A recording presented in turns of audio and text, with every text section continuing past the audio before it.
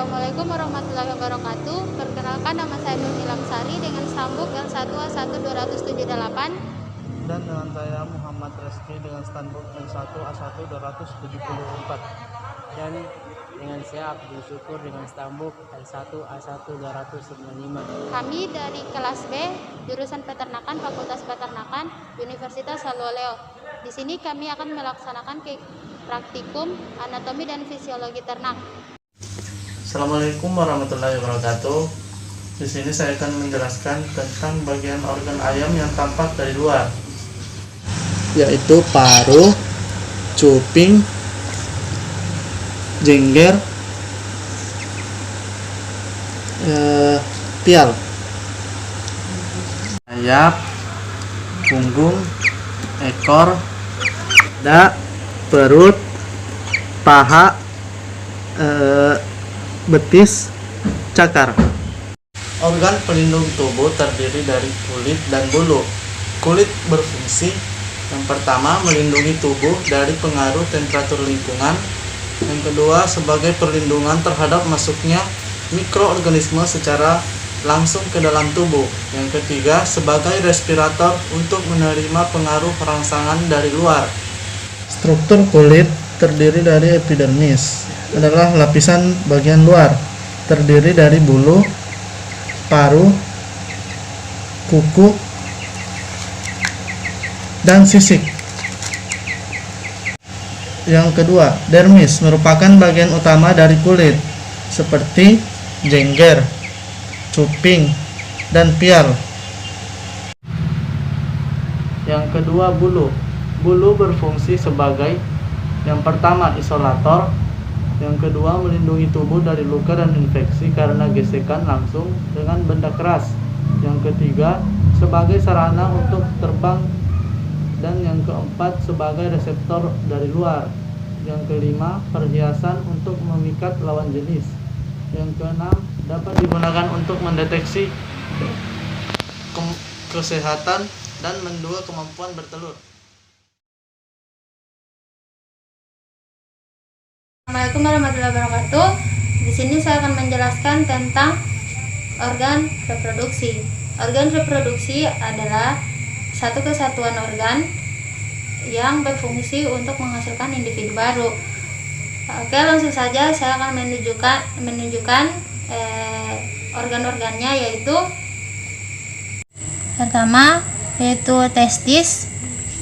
Testis itu berbentuk seperti kacang dengan panjang kurang lebih 5 cm, berwarna kekuningan dan akan berwarna putih ketika pada masa kawin. Kedua itu epididymis yang berada di bawah testis. Epididymis itu ada 2 di setiap testis ini. Kemudian ductus deferens, yaitu ini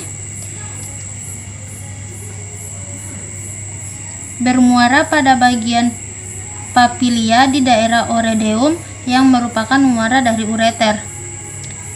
Terus ada penis atau palus pada ayam, itu terdapat pada bibir kloaka, itu ini ada kloaka yang terdiri dari turbekel kecil yang dilindungi oleh sepasang korpus palis. Pada proses kopulasi akan terjadi kloaka lakis. Assalamualaikum warahmatullahi wabarakatuh. Di sini saya akan menjelaskan tentang sistem ekskresi. Langsung saja, sistem ekskresi merupakan proses pengeluaran zat sisa metabolisme tubuh seperti CO2, H2O, NH3, zat pewarna empedu, dan asam urat. Sistem ekskresi adalah suatu sistem yang menyelenggarakan proses pengeluaran zat-zat sisa.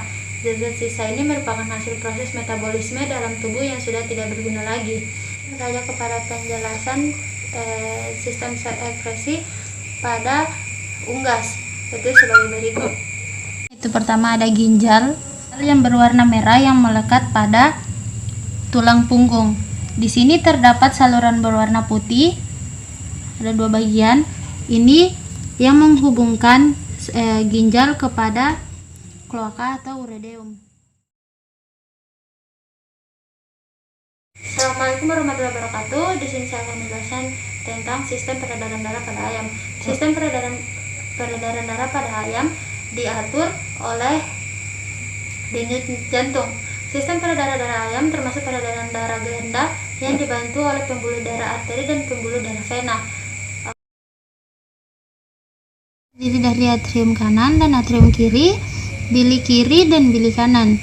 Terdapat pula arteri pulmonalis, itu yang di sini, dan arteri pectoralis, itu di sini.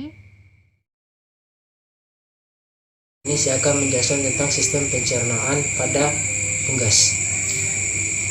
Pada dasarnya, pencernaan adalah proses di mana tubuh mengolah makanan untuk dijadikan sumber energi. Berdasarkan aktivitas organ pencernaannya, pencernaan dibagi menjadi 3, yaitu pencernaan secara mekanis, pencernaan secara kimiawi, dan pencernaan secara mikrobiologi. Sistem pencernaan ayam terdiri dari berbagai organ penting seperti paruh, kerongkongan, tembolok atau crop, proventriculus, gizzard atau empedal, dan usus yang terdiri dari usus halus, usus buntu, dan usus besar, serta berakhir pada kloaka. Kloaka merupakan saluran akhir dari sistem pencernaan ayam yang berfungsi untuk mengeluarkan feses bercampur urin yang disebut dengan manure. Untuk lebih jelasnya, perhatikan penjelasan berikut saja. Berikut urutan dan fungsi organ sistem pencernaan ayam. Pertama, paru ayam. Paru adalah tempat pertama kali pakan memasukkan sistem pencernaan. Ayam tidak memiliki gigi sehingga pakan pertama kali masuk dalam sistem pencernaan dengan dipatuk melalui paru secara langsung. Lidah pada ayam berbentuk runcing berfungsi membantu mendorong pakan ke kerongkongan. Adapun kelenjar saliva diproduksi sekitar 7-30 ml per hari yang akan membantu melincinkan dan memudahkan pakan menuju kerongkongan. Kemudian kerongkongan adalah saluran yang membawa makanan dari mulut ke tombolok. Fungsi utama kerongkongan adalah untuk menyimpan yang bersifat elastis. Kemudian yang ketiga yaitu tombolok atau crop. Tombolok adalah tempat penyimpanan pakan sementara dan tempat pelunakan pakan dengan adanya penambahan air di dalam organ pencernaan tersebut. Yang keempat yaitu proventriculus. Lambung pada ayam terdiri dari dua macam, yaitu proventriculus atau lambung glandular dan empedal atau lambung muskular.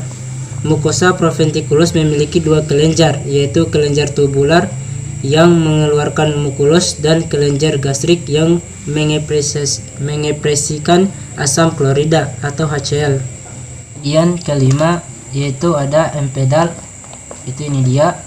Empedal berbentuk bulat telur seperti ini dan tersusun dari serabut otot yang padat dan kuat. Fungsi utama empedal adalah menggiling dan meremas pakan yang masih keras sehingga berukuran kecil dan meningkatkan permukaan partikel pakan. Kemudian keenam ada usus halus atau disebut dengan small intestine. Usus halus adalah merupakan tempat terjadinya pemecahan nutrien dalam pakan secara enzimatis dan terjadinya penyerapan hasil pemecahan enzimatis. Usus buntu atau sekum atau ceca terdapat di bagian bawah dan rektum terdapat di dua bentukan yang bercabang di usus yang buntu sehingga disebut usus buntu. Kemudian kedelapan itu ada usus besar. Itu ini dia. Usus besar terdapat di bagian paling belakang dan berakhir di kloaka. Usus besar berfungsi sebagai reabsorpsi air untuk meningkatkan kandungan aur pada sel tubuh dan mengatur keseimbangan air dalam tubuh unggas. Dan kesembilan itu kloaka. Itu ini dia. Kloaka merupakan saluran yang membuka dan menghubungkan dengan anus di bagian akhir. Fungsi kloaka sebagai lubang pelepas sisa digesti urin, feses, muara, saluran reproduksi, dan lubang keluar yang berhubungan dengan udara luar atau ven. Pada kali ini saya akan menjelaskan tentang sistem kekebalan tubuh pada unggas. Jadi secara umum sistem kekebalan tubuh pada unggas tidak berbeda secara signifikan dengan sistem kekebalan pada manusia maupun mamalia. Unggas mempunyai dua organ limfoid primer, yaitu thymus dan bursa Fabricius atau BF. BF adalah organ limfoid primer yang berfungsi sebagai tempat pematangan dan diferensiasi bagi sel dari sistem pembentuk antibodi, sehingga sel ini disebut sel B. BF ini berkembang pada saat ayam masih muda dan akan mengalami antropi pada saat unggas dewasa. Di samping itu, bursa juga berfungsi sebagai organ limfoid sekunder. Anak ayam yang baru menetas memiliki antibodi asal induk yang diturunkan dari induknya. Antibodi yang diwariskan oleh induknya akan bertahan pada anaknya sampai beberapa hari setelah menetas. Untuk cara kerja antibodi pada unggas, yaitu dengan cara langsung menginaktivasi agen penyebab penyakit. Kedua, dengan mengaktifkan sistem komplement yang kemudian akan menghancurkan agen penyakit tersebut.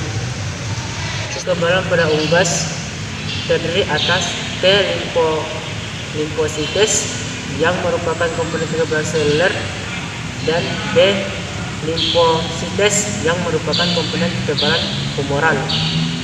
Cell mediated immunity atau disebut CMI adalah sistem kekebalan antibodi yang independen di bawah kontrol thymus. CMI memberikan respon kekebalan awal saat infeksi dan dapat dideteksi lebih awal pada umur 2-3 hari setelah vaksinasi dengan live vaccines. Humoral mediated immunity atau kekebalan humoral merupakan pertahanan menengah oleh sistem kekebalan seluler, yaitu B limfocyte di bawah kontrol bursa Fabricius. B limfocyte diaktifkan menjadi sel plasma atau plasma sel dan disekresikan dalam darah dan derivatnya dengan menghasilkan hemoglobin IgM dan IgG tersusun atas proses perkembangan respon kekebalan humoral.